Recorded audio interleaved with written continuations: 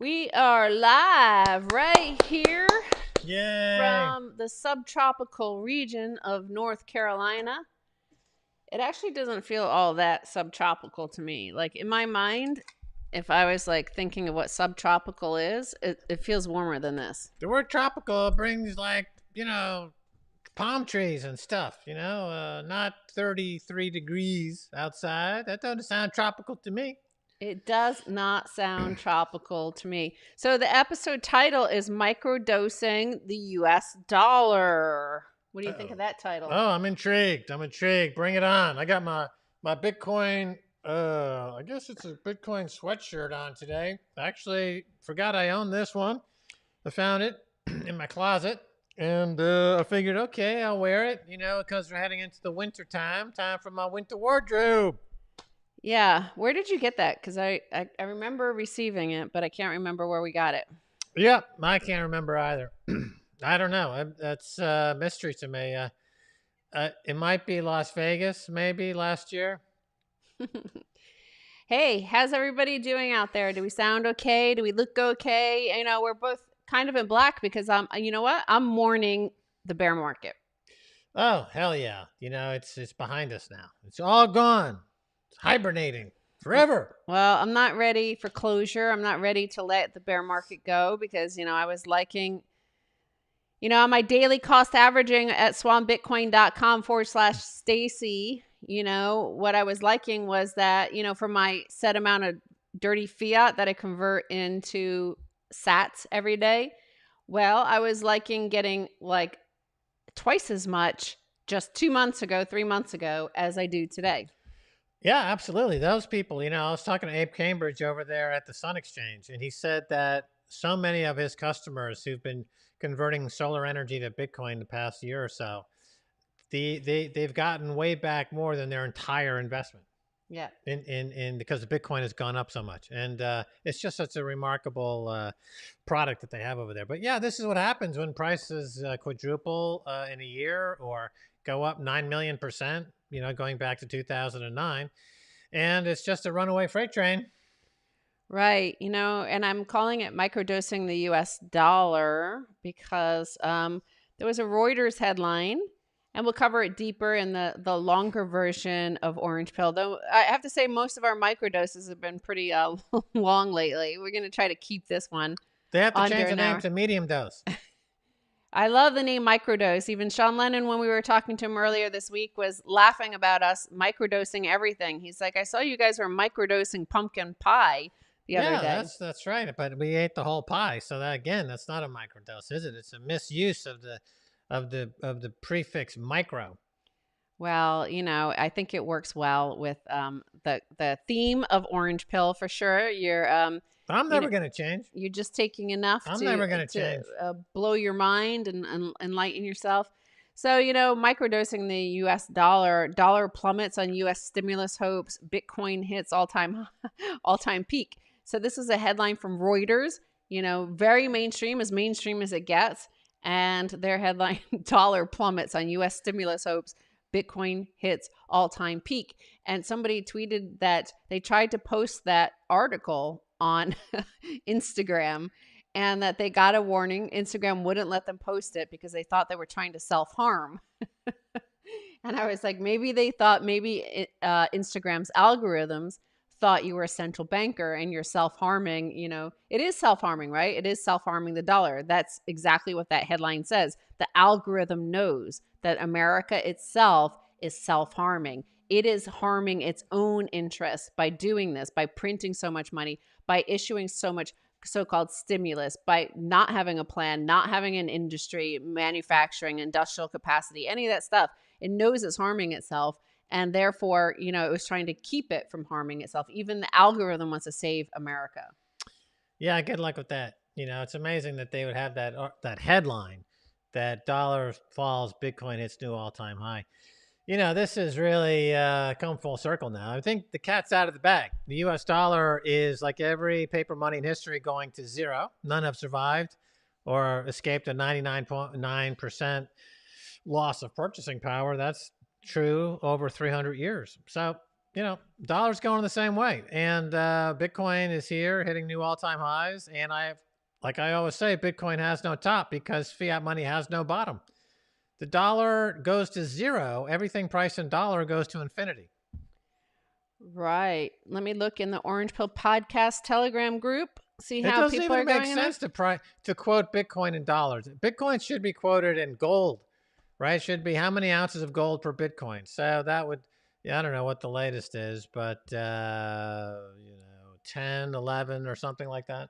I did see people starting to put some charts up on Twitter. You can go there, look at all the Twitterati of Bitcoin, and they're posting charts of Bitcoin and gold, the ratio of those two. And of course, gold has been sinking hard and deep against Bitcoin for many years now, but in particular in the last few months, it's sinking hard against Bitcoin once again. And, we were talking to somebody today, Vijay Boyapati, and he was, after our interview with him, we were talking off camera, and I said, the problem with India and why there's not enough Bitcoin penetration there is that they have store value wed in their mind. Remember, for Westerners, early Bitcoin, there was it was mostly about payments. It was mostly like, oh, this is magical internet money. We're going to take on PayPal and Visa and MasterCard, and we could buy whatever we want online. And that's kind of what the cypherpunks originally were actually building, right? They were building something that you could have uncensorable transactions with others online, and so that the government couldn't stop you or prevent you. And so it was easy once we all realized, say about 2015, 16, 17, when it started to become a store of value, to just like, oh, go with that, because we weren't having to break any bias, right? Whereas in India for thousands of years, like, it's so wed into their culture of gold as a store of value. So that's the hurdle that you have to get over to for Bitcoin in India. Yeah, I think so. I mean, they have already a centuries old idea of what money is, and money is gold. And so there. So your point is that to understand Bitcoin as gold, it would have to displace hundreds and hundreds of years of thought, Mm, culture, yeah. and that's pretty hard to do. And so that's maybe why the adoption is not as quick as people would expect. I mean, initially people thought, oh, they understand gold in India, so they would understand Bitcoin, but it's working kind of in a different way. It's like they do understand gold, but that's why they're slow to pick up on Bitcoin, because gold's worked for hundreds of years. It's dowries and weddings are paid in gold, everything gold jewelry. It's very very difficult to move on to something new in that way. Samson and Mao put out a great chart today which showed the value movement of Bitcoin every second versus these other, let's say, the hard fork Bitcoin Cash. So 500,000 in Bitcoin in value is trading every second versus 23,000 in Bitcoin Cash. So it's that, and the point being that Bitcoin was never about transactions. It was always about moving value, and value not necessarily doing Visa or MasterCard. That was never the point to it. I mean, anyone who looked at it would say that could never compete with Visa or MasterCard on doing that level of transactions. And the people who try to do the hard fork back in the 2016, 2017 period totally misread the white paper. And the market's telling them they misread the white paper because it's got very little market penetration, and it's hitting all-time new lows in terms of Bitcoin. So not only does it not have anywhere near the transaction volume in value per second, the market capitalization versus Bitcoin is constantly shrinking down to zero. Yeah. And, Larry Fink, these videos are emerging, and we're going to cover that deeper. We'll take some clips of the Larry Fink conversation at the. Keep going, keep going. My ice cream machine is freezing up. Yeah, you might hear the noise in the background. Max is making some ice cream. What flavor is it today, honey? Chocolate coconut. And his ice cream machine, I think it got too cold, so it's freezing up. Anyway, so Max can still hear me too. And what I'm saying is that Larry Fink, the CEO of BlackRock, which is the largest investment fund, the asset manager in the world, which has 7 trillion under management. The CEO, Larry Fink, was being interviewed by Mark Carney, the former head of the Bank of England, and he mentioned that Bitcoin could displace the US dollar as an international settlement unit of account, which was pretty remarkable, right? And he, for somebody that powerful, this guy is more powerful than the president, really. So if you have guys like that identifying this next step after store of value comes the medium of exchange and then the unit of account. So if he's already projecting that as a possibility, it just makes a mockery even more of Roger Ver and Bitcoin Cash, of course. But it also sets in motion like something that's already too late to stop. We've already discussed this before, but it's too late for governments to stop it, and it's too late for the United States to stop it. And I don't think the population even wants the government to stop it. Otherwise, they might have elected somebody who didn't have dementia, right? They would not elect somebody who was in some sort of cognitive decline. So I think that's a choice they made. He also said that BlackRock itself, when they look at the search terms that people use to get to the BlackRock website, he said there's 3,000 for COVID, 3,000 for, something else, Tesla or something like that, and 600,000 for Bitcoin. So, the people in the investment community, those are the people going to BlackRock and searching on BlackRock. Those are you see that the wealthy people, those with lots of funds, are following the institutions, following BlackRock, following Citibank, following Paul Tudor Jones, following Stan Druckenmiller into Bitcoin. And, I guess my message to Roger Ver and those sorts would be have fun staying poor. Like Roger Ver is like the Peter Schiff of crypto. I think I'm just going to be doing the show all on my own here today. Really? I brought you some ice cream. Max brought me some ice cream. Yeah. Max, people think you went over to buy some Bitcoin. I'm always buying Bitcoin subconsciously. I'm mining Bitcoin in my subconscious mind. I've trained my subconscious mind to mine Bitcoin by tapping into free-floating computer cycles. Let's see how this came out. Very nice. I put extra chocolate cocoa powder. This is Jimmy Song's recipe. Jimmy Song told us about this chocolate ice cream recipe when we saw him in Austin, Texas. He doesn't put all that coconut in there. Max is a big fan of coconut. Yeah. The coconut's nice.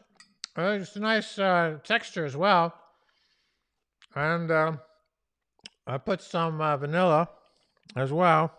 Kells says they want to see the chocolate coconut ice cream. If you can hold it up.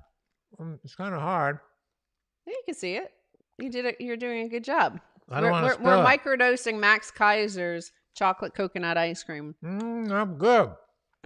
That's really good. Somebody liked my calling Roger Ver the Peter Schiff of crypto. Jim Bolin. Uh-huh. He is though, right? Like that's a good way to describe him. He's there. Peter Schiff is the funniest because at least Roger Ver just lucked out right into Bitcoin. Peter Schiff is like an investment advisor. He's a former banker. That's one of the fundamental rules of investing, as Max always talks about. Jesse Livermore is like your opinions are often wrong. Markets never are. The market keeps telling Peter Schiff year after year after year after year that he's wrong. And every single time the market tells him that he is wrong, he gets more angrier and angrier, and he gets more stuck in his ways, which is a sure way to poverty, a sure way to getting poor and staying poor, according to Jesse Livermore. Well, he's been dead wrong for 10 years. Roger Ver, I think of him more as the Colonel Kurtz of Bitcoin, really, because he went rogue. He was on board. He was the Bitcoin Jesus, and he was giving away Bitcoin. And he studied, the Mises Institute and hard money, Hmm. and this was hard money. I mean, he said it himself. It's hard money, so that would imply that it would be like the equivalent of gold. But then he went rogue, and he decided that he really is on a power trip where he Yeah. was going to be bigger than Bitcoin. Like, he would often say that Bitcoin would never be as big as it got if it weren't for him. So he was taking personal credit for Bitcoin's success. By the time we got to 2014, when he was saying that Mt. Gox was safe, nobody should worry about Mt. Gox. Your funds are safe, right before it crashed. And so he felt that he wasn't getting loved enough and appreciated enough for all the stuff he's done for Bitcoin. So he's like, okay, I'm going to go on this megalomaniac trip and fork Bitcoin, and I'm going to, circle one word in the white paper, cash, and not read any part of the other white paper. I'm just going to ignore the white paper completely, except this one word, cash, and I'm going to create Bitcoin Cash. And it's hitting new all-time lows against Bitcoin every week. It's at a new low. It's going to go to zero. It's complete garbage. And but that's not atypical of people, becoming Colonel Kurtz like. They become megalomaniacs. Yep. Jihan Wu, over there in China, they went on this idea. He was also involved in the New York group that tried to screw up Bitcoin back in 2017. That failed. The nodes prevailed. The cyber hornets, as Michael Saylor calls them, prevailed at the end of the day. So he's like Colonel Kurtz. Peter Schiff is like Charlie Brown. Charlie Brown in the Peanuts cartoons, Lucy always puts down the football for Charlie Brown to kick. And every single time, right before he kicks the ball, she takes the ball away and he falls on his back. And that's like Peter Schiff. Every day he runs and runs and runs to kick Bitcoin into the gutter. And then the market pulls it away at the last second and he falls on his back and everyone laughs at him. And he's a comical fellow.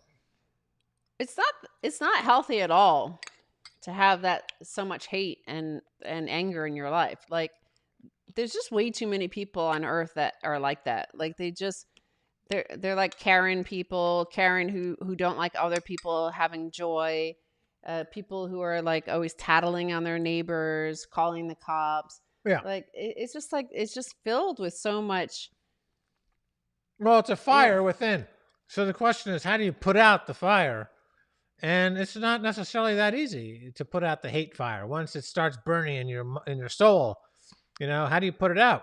How do you put out the hate fire? Right? Like those fires down in Texas where they have to bring in, a few years ago, there was this famous firefighter guy, Texas oil man. He used to show up and they'd do an explosion right over the well and it would blow the fire out. There was no other way to put the well fire out.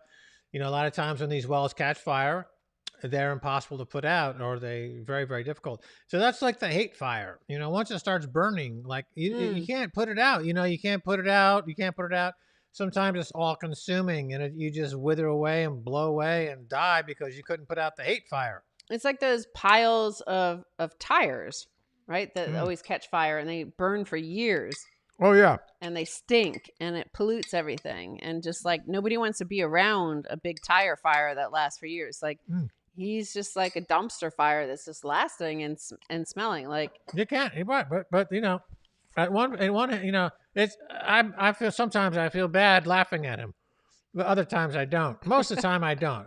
To be honest, most of the time I enjoy laughing at him, but occasionally I feel bad. Like this poor guy who's going to consume himself with his own hatred and ignorance, and but that's more Bitcoin for us. He'll never buy any until it's like at 100,000. He'll FOMO in at the last second to try to pay some, bill, his legal bills. But other than that, he's lost cause. you look really handsome in that outfit. That's my assessment. You're undressing me with your eyes. I can feel it. It's really giving me a warm sensation. That's the love fire. That's different than the hate fire. Stacy and Max have a love fire we can't put out. We can't put it out over 18 years. It's still out of control. The love is just torching, burning. Love sensation, burning the house down. Right. Yeah, a lot of people are picking up on that hate conversation. Oh Like yeah. I used to get more like that, I suppose, when I was in my 20s and 30s, and just like and then you realize like it's mostly all about you and projecting. And even if somebody is a complete and utter jerk and is deserves all your hate, like actually they don't deserve your hate, because that's all of you. Like you're giving them your Right, right, right. Well, passion and energy. hateful people bring hate out on other people. Yeah, and Right. then that it's like, They're hate yeah, magnets. yes, that's how the fire spreads, That's right? right. Becomes But one of them fires, them spread fires, bushfire. bush But fire. yeah, but it's like it's giving them your power. Yeah. And Oh hell yeah, and it's once I terrible. realized that, once I really understood that, like I'm very good at fighting hating anybody, cuz it's a no-win situation. You lose. Like I know I don't want to lose, and therefore I don't give them the power to make me lose. Yeah, that's true. The only way you can deal with it is to love that person. Or Love. to, or ignore Well, it. the other thing is, if you become what you fear, you Yes. become what you hate. And the only way you can have your personality change is through love. Only love can change things. Only love can move things. Hatred and fear keep things static and exactly as they are in a state of paranoia and fear. And so when you hate somebody, essentially you're opening yourselves up to become that person. Something Mm. that you fear, you become that fear. The only way to move away from it is through love. So how do you even actively practice love? Because love is not valued really in our culture, in our society, really as the way it should be. To have some kind of equanimity or emotional balance or even the vital spiritual strength to continue on day to day. But also, we have a sort of society that values victimhood. So, if you're a victim, then, the classic thing is the abused often becomes an abuser because of all that hate, and that you become what you hate. Yeah, So, victimhood, right? That's one end of the spectrum, and you're right. The society values victimhood, and people who position themselves as victims are seen as winning. yeah. Somehow, they're the winners. What's been downplayed is the heroic, and Mm, the heroic mm. character is been either downplayed or it's been mutated into being the superhero, right? So heroic in this culture means superhero, like Superman Yeah. or Spider-Man or Iron Man, right? But heroic characters do things that usually even nobody notices, like the guy who helps the old lady across the street. The classic example. That's a heroic gesture. Not you. You haven't saved planet Earth. You haven't invented a vaccine to kill all the viruses. No, but you are taking a step away from hatred and fear. You are taking time out of your day to help somebody, and that's a heroic gesture, and that is not applauded really, or looked upon or noticed. It's just not noticed. At the end of the day, you'll see like CNN has a special year end. We're going to talk to 10 people who are not assholes. That's right. We found 10 people in America who aren't assholes. And we're going to talk to them and find out how they achieved this incredible feat of not being an utter fucking asshole. They're like, here's Dr. Schwartz. He's a dentist in Long Island, and he gave away free dental procedures and helped his kids build an outdoor pool. How does it feel to be a nice guy, Dr. Schwartz, and not be an asshole? Well, Tuck Anderson Cooper, it was all about me just forgetting about my needs and thinking about other people. That's remarkable. Well, congratulations. You're one of the 10 people in America we found who are not assholes. Thank you. I immediately started to think of some great American heroes, and the first two that came to mind were Prince and Muhammad Ali. And Muhammad Ali, um, actually paid a huge price for standing up to war. And when you look back at some of the footage of him being interviewed on mainstream media, of the amazing things he said, which like nobody would dare go on to the Rachel Maddow show and say those things. She would never, certainly she would never invite them on again. But his anti-war positions and his willingness to go to prison for it and cost 4 years of income at the peak of his career, was an amazing heroic thing if you think about it.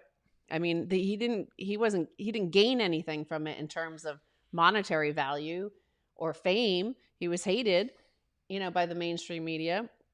But and Prince also gave like a huge, he was like hugely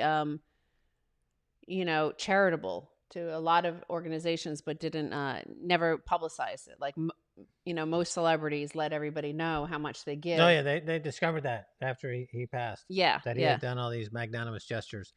And a lot of times he would see news stories, and somebody would be like, "I just lost my house, and the fire consumed everything," and he would anonymously make contact and help them. Yes. So, they're all over the place, but that's the sort of thing that gives you so much power. You think of these people as having so much power, especially somebody like Muhammad Ali, not only physically, but, he was a force. And I mean, I Well, guess one, so they have two outlets. One is sports, and one is music slash entertainment, or sure. sports slash entertainment, right? So there's already kind of an interesting setup there in terms of how the culture is dominated by sports and entertainment figures, right? And so in the case of Muhammad Ali, he transformed his sport, heavyweight boxing, into a super mega payday arena, right? And crossed over to all, even non-sports enthusiasts, right? Because Yeah. people who didn't have any interest in boxing were very interested in Muhammad Ali. It's just like people like myself. I couldn't care less about snooker, but I love Ronnie O'Sullivan, and he made me interested in the entire sport of snooker. Just that one guy, and or Maradona, right, who just passed away. Like I was not really a football fan really, but these types of personalities that transcend the sport and transform the sport. So then they not only do they transcend the sport, but in Muhammad Ali's case, so he he took it a step further where he took what at that time the civil rights movement and decided he was going to take on the entire establishment Mm. and not support the establishment's war. And so that is a heroic gesture, heroic path, and he became heroic in that sense. And with Prince, I think he was just a very underrated guitar player. For one thing, his guitar playing is right up there with the 5 or 6 greatest guitar players of all time, in my opinion. But you don't really he's not really rated as such. But his I guess I became aware of Prince in Europe, living in Europe, because people in France and around Europe really venerate Prince as an extraordinarily high level artist on just a whole nother plane of existence. And he certainly, I think, deserves that accolade and just transformative and musically. But yeah, I mean, I would agree with you that they're heroic in for sure. And they risked, maybe not so much in Prince's case, but in Muhammad Ali, he did risk his entire career to make a principled stand, right? So we don't see this very often. I was just looking up the Stevie Nicks story about Prince. Oh You yeah, remember that one? no, So that song "Stand Back, Stand Back." Well, he showed up. Stevie Nicks recalls Prince's surprise appearance on Stand Back. Um, at in the studio after she told him about how he'd inspired her song Stand Back. The track was released in 1983 was a direct result of Nicks listening to Prince's Little Red Corvette while she was on the freeway just after her marriage to Kim Anderson. All of a sudden, out of nowhere, I'm singing along going, stand back, stand, she said. And I'm like, Kim, pull over. Anyway, so he showed up at the studio, didn't speak to her, and just like rearranged the song and fixed it and then left and didn't ask for anything. He just redid it for her and made it the hit, that it was. Right, because he aesthetically he couldn't stand things that weren't, True. properly If it was realized. inspired by his song, like he had. Yeah, I mean, like Steve Jobs was like that, right? I mean, he would. There's a lot of inside the computers at Apple Computer are aesthetics that no one will ever see. Only Steve Jobs will know Yeah. that aesthetically they did certain things Yeah. on the inside of these computers because he couldn't. He would just have a negative physical reaction to anything that couldn't be aesthetically improved. And so he went down that path. I mean, some people are like that. I mean, that so I mean, yeah, I guess Mozart was like that as well. He couldn't not create a genius work. And then there's a really funny story. I guess Dave Chappelle told it, right? Yeah, well, Dave Chappelle and Eddie Murphy's brother. Prince playing basketball in high heel shoes. They went to play basketball. They ran into him at a nightclub and in Minneapolis or something. And he said he walked over to them and said, "Why don't you guys come back and play basketball at my place?" And Yeah, they were like just so confused about like, "Oh my God, we're talking to Prince, and he wants us to play basketball? Like, what the heck?" Like a little short guy. So they went back to his house, and he had a basketball court there, and he offered them some shorts and basketball jerseys, and they went and got dressed, and they came out in the court, and he was in his like high heel boots and his crazy Prince outfit, and they were like, we like, what's going on? And then their description of him like woo woo jumping up in the air and like hitting a 3-point shot, basically he creamed them, and wow. it was hysterical. I would have liked to seen that. They probably thought like they probably woke up the next day and thought that didn't happen, that was just a dream and a collective delusion. Yeah, well, speaking of dreams, on that tribute to George Harrison concert where they play "While My Guitar Gently Weeps," Yeah. and Prince does a guitar solo toward the end. That's remarkable. And then at the end of the solo, he takes his guitar and he throws it up in the air and it disappears. Like there's no explanation for this. If you look at the end of that YouTube video, he just takes his guitar off and just throws it up in the air. And where does it go? It just disappears. We don't know. Wow, I like that song. I just heard it on a classic vinyl on Sirius. Oh yeah, yeah. That's a great one. That's a great concert with who was the lead guy on that blonde haired fellow who died recently? Rock and roller. Jethro Tull. And I'm free. Oh, Tom Petty. Free falling. Tom Petty. God, we've lost so many great artists in the last like few years from drug overdoses or suicide. It's amazing, really. Yeah, more. We had more, in the 60s. Which that of course brings me back to the first headline, which we talked about, which was from Reuters: dollar plummets on U.S. stimulus hopes. Bitcoin hits all-time high, all-time peak. That's a weird way to say it, all-time peak.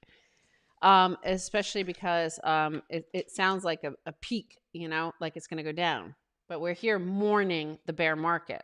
We want cheaper Bitcoin, and it keeps on going. It's too late, man. It's too late. All those cheap Bitcoin are gone forever. You're never going to get cheap Bitcoin ever again. It's never going under 16,000 ever again. But I tweeted this, there was this image of Joe Biden walking through a city landscape earlier this week. And he has one of those boots on his foot because he apparently was wrestling with his dog and broke his foot. Yeah. But, if you've ever taken care of elderly people or very ill people, like with my mother, who wasn't elderly, but she, in the 6 to 9 months before she died, like she fell, I don't know, like 6 or 7 times, once, including so bad that she broke her thigh bone and had to stay in the hospital for 6 weeks. Um, they start to fall a lot. Yep. It's a thing.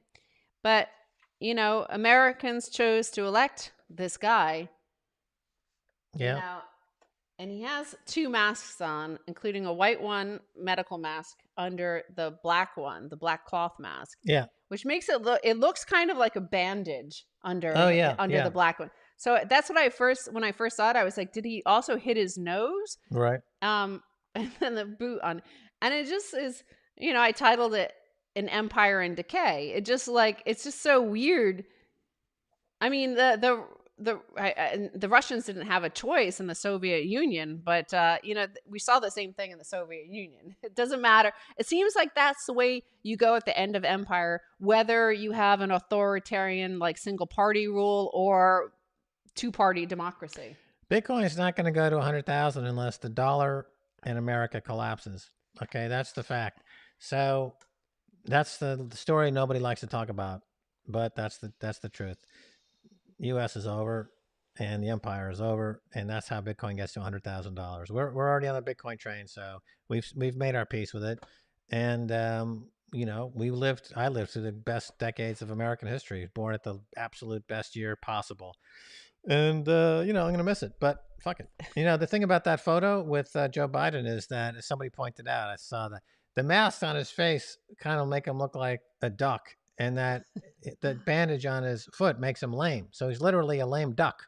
Yeah. And it's so sad because at the earliest convenient time, he's going to be pushed over the cliff, and we're going to have a very whatever, I don't care, but whatever it's going to be unpleasant. Well, I mean, the interesting thing is the one thing they're planning on doing to make him look tough, and the thing he can do, whether or not, I mean, a lot of his power will be determined in Georgia, whether or not either the two seats being up for runoff are, if they go Democrat.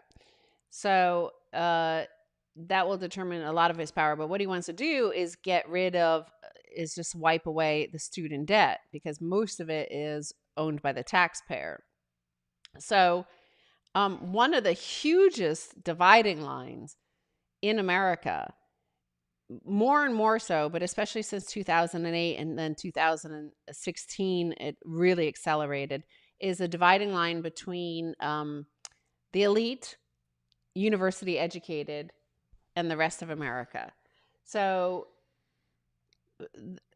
Trump won hugely with those who have no university education and are kind of, want to make America great again, want to have manufacturing back, have, pride in the sort of income Americans used to be able to earn with just a high school degree.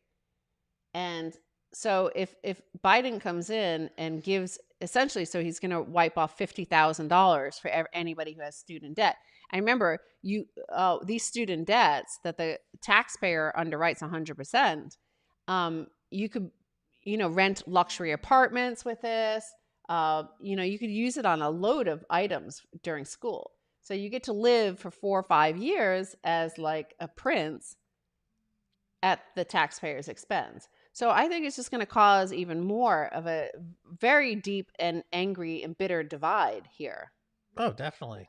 Definitely for those reasons. But it can't be funded without printing another trillion, 2 trillion, 5 trillion Well, in dollars. that's the thing, is they don't even need to fund it. All he needs to do is because the government is the other side of the balance sheet. So the executive doesn't need the Congress to even pay for this.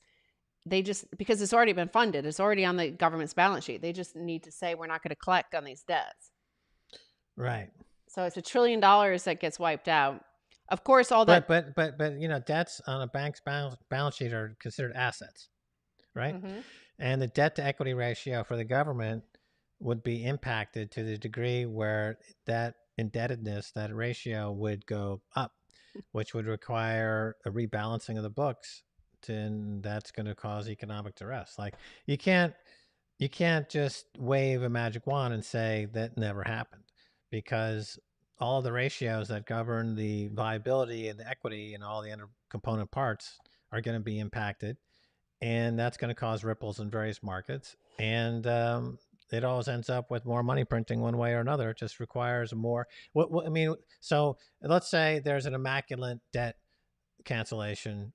Well, as you point out, it's going to cause huge problems with those people who are victimized by this, or actual victims, the people who did not avail themselves to this, what effectively is a $1 trillion giveaway. So the government gives away $1 trillion for university educations, and then they give it away. So to make up for that, to calm down the social unrest, okay, they're going to have to come up with a commensurate program. Like, okay, we're going to give another $1 trillion. We're going to expand food stamps, maybe, or some other benefits.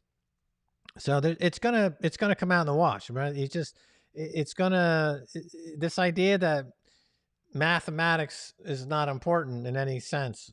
That's not going to fly eventually. You can't just say that, I'm going to build an airplane out of Dixie cups and I'm going to jump off a mountain and I'm going to fly away. Right? I mean, it's just at some point you have to respect the fact that there are things that are immutable, like math and And gravity and Bitcoin, and that's Bitcoin. why it's going to drive people to Bitcoin. Yeah. Like people out there can get angry. Okay, they'll say, I didn't go to university because my family didn't have the money, and I didn't want to go into debt, and I didn't want to become a debt slave, and I instead chose to open a small shop that has now been shut down because of the government, and I'm going to get angry, and I'm going to become bitter, and I'm just going to spend all my time like lobbying and going knocking on doors and getting a different party, one of the two parties, to win. Or you could just like exit that system and say, go at it, bitches. Like take all these fiat money, you're queens and kings of your fiat money system. I'm gonna go for where the system can't be rigged, and I'm gonna adopt Bitcoin. And I think that's a way out of that system. It's a rigged system, rigged for the Rachel Maddows of the world and the elite Rhodes scholars and Harvard and Yale sort of privileged. And that's what you're saying. Yeah, what's remarkable is that throughout history, if you take a principle moral position like that, let's say you wear the sackcloth, you accept a certain minimalistic lifestyle because you're not going to participate in the crime of what's happening. But with Bitcoin, you can take a principled position and be the richest guy in the room. I mean, that's probably never ever happened in history, where to take a principled position by owning Bitcoin versus participating in the fiat fraud, you become fabulously wealthy. So that's a remarkable change in the script. Yeah, I mean, going back to Muhammad Ali, he was sentenced to 5 years in prison for refusing to be drafted.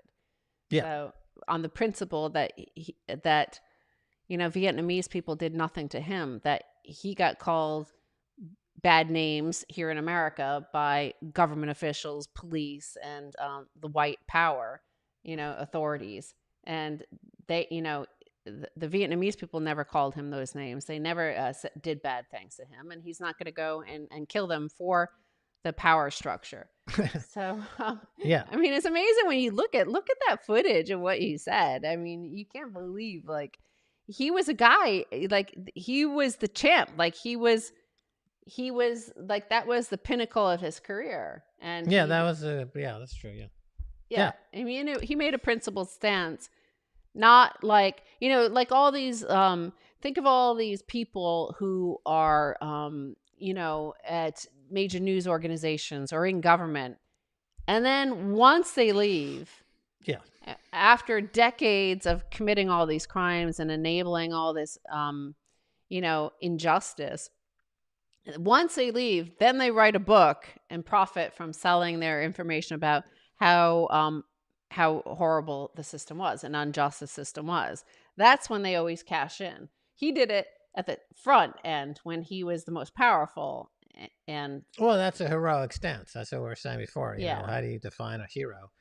This is somebody who took a principled stand at the prime of his career, and it changed that dialogue, right? The anti-war movement in America succeeded in stopping the Vietnam War and saved a lot of American lives by doing it. And now looking back retrospectively, we know definitively that war was simply there to make a few defense contractors rich, and there was no reason to be there, et cetera, et cetera. So, I mean, the Vietnam War, obviously, when I grew up in the 60s and 70s, it was a lot more a focal point of American life.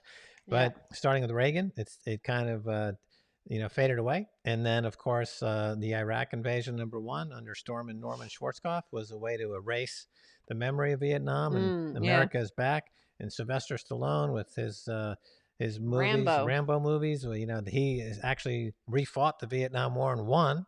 And so America could feel like we were actually won that war thanks to channeling Sylvester Stallone. And and then all the way up to the present situation, it's interesting. Yeah, but it's weird how America has such a memory hole, and that just the mainstream media and all the elite have a memory hole, because Max and I, during this lockdown, we went through a whole string of all these watching videos and documentaries from the 60s and 70s, and the unrest and the I was going to say the Silver Liberation Army, the Symbionese Liberation Army, the Weather Underground, the bombings, the domestic terrorism across America. There was also a huge amount across Europe. And, the fact that you tune into the cable news now and they act like right now is unprecedented violence and unprecedented unrest and feel bad and be afraid. And you're like, dudes, like, Max was a child during, like, you were right outside Manhattan, like 10, 15 minutes outside Manhattan. And look at the number of bombs that the Weather Underground set off just in Manhattan alone. It was like dozens of them. Yeah, no, it was a more radicalized and violent during those times for sure. And the problem with America right now is not that you've got too much social unrest, too much violence. You got too little of it. Mm. The problem is that it's become too bland and it's too homogenized. And the debates, so-called political debates, are about nothing important whatsoever, as opposed to the 70s, where it was actually an important political debate was going on. I mean, there was 50,000. The U.S. sent over 2 million servicemen in total, I think, passed through Vietnam, and there were 58,000 casualties, and many all kinds of problems. And and you had a major financial crash in the 70s, the worst since the Depression. You had the oil embargo. Families were being ripped apart, split apart. We The went economy, bankrupt. New York City went bankrupt. America defaulted on its obligations to Great Britain, and defaulted on the U.S. Treasury bond in 1971, in August, when Nixon defaulted on its obligations and closed the gold window. So that was, genuinely difficult time. I mean, these days with the stock market the way it is, so like in America right now, during the 2020, the top 5 billionaires in America added $1 trillion in 1 year to their net worth. So that means all the billionaires in America, and there are thousands of them, added billions of dollars to their net worth. And all the tens of thousands of people in America with $100 million or more added tens of millions of more dollars. All the millionaires added millions more dollars. The stock market's total combined market capitalization has never been this high. It's over $100 trillion. So there's 300 million Americans approximately. There's 30, 35, 40 million Americans who are swimming in money. So that's not a tough time for those folks. Swimming in fiat. Right. Currency. Swimming in fiat money. And the private jet sales are, never been higher. And I mean, the America's never been, even during the 20s, America was not this freaking rich. So you can't tell me that there's a crisis. There is no crisis. there is a widespread fraud and theft going on because all that money ultimately does come from the 100 million or 150 million Americans who are now living at or below the poverty line. Yeah, that sucks. But it's not like the 1970s where anybody living in any town anywhere could get drafted and go into Vietnam and get their nuts blown off. That was genuinely horrific shit. Plus, there was no Bitcoin in the 1970s. And, if you're one of these 150 million people at or below the poverty line, start stacking sats right now because the wheel's going to turn very quickly here. And the fiat money billionaires are going to be on the street shooting smack because they're opiate addicts and fuckwits. And you're going to be sitting on a whole bunch of Bitcoin. Right? The wheel will turn. It's all biblical. Those who are on top will be on the bottom. Those on the bottom will be on the top. The cosmic wheel is turning in 2021. Don't fret. Just stack sats. Stack sats and let Bitcoin do for you what you couldn't do for yourself. Get stinking rich. And those fucking fiat barons at the top are all going to be on the street, turning tricks for $5 bags of smack. And we have no sympathy for them. They get what they get coming to them. Fuck them. Right? I mean, that's the way I would see it. Yeah. That's my thought about it. I think, in their fiat world that they rule, if you have a penny to your name or a dollar to your name or $10 to your name, one of their smaller units. Yeah. You're a scumbag and you're better off in prison, right? Because at least then they can monetize you. Yeah. In the Bitcoin world, you have one Satoshi and you're a fucking king. You're like a mind god. It's never been easier to stack sats. When we were first stacking sats in 2011, it was damn hard. You go on some dodgy exchange, you get stolen, the wallets would get fucked up. You didn't stack sats back then because it was Bitcoin still. Well, like Bitcoin's 10 Bitcoin. Yeah. 10 all right, stacking Bitcoin at that time. But it was a lot harder to do. And, it's these days, I find myself like on the computer, I'm just surfing the web and I'm like, I'm just going to buy some more Bitcoin, it's whatever. Too easy. I'm bored, now it's too easy. Yeah, it's just like constantly. Yeah, buy another 1 million, 10 million, 100 million sats. What the fuck, man? It's not going down in value. It's only going up. It's too easy. You use Swan, Cash App. SwanBitcoin.com/Stacy. Yeah, or /Max. Either one. Cash App, though, is ridiculously easy. Yeah, I'm constantly maxing out on my contribution on Cash App. So I got to have like a few of these things going. Got Cash App, Casa, Swan. And as I max out on the one, I just go to the other one. Click, click, click, click, click. It's fun. I've never had more fun. Well, let's end it on, make sure you go to swanbitcoin.com/Stacy and then secure your coin, man. Secure it. That's the most important thing, knowing from my experience, okay, is that you have to secure it and go to keys.casa. Use the code orange pill, one word. This is the universal symbol for one word. One word. Oh, really? Orange pill. I thought that was the symbol for accordion player. My dad played the accordion. Lovely. And then, right. So make sure to go to keys.casa, sign up. The gold plan is the cheapest plan. And that's $120 a year, $10 a month. Yeah. So you get 10% off. Use Orange Pill. And, it is super easy to use. Great user interface. I'm still finding sats from like 10 years ago.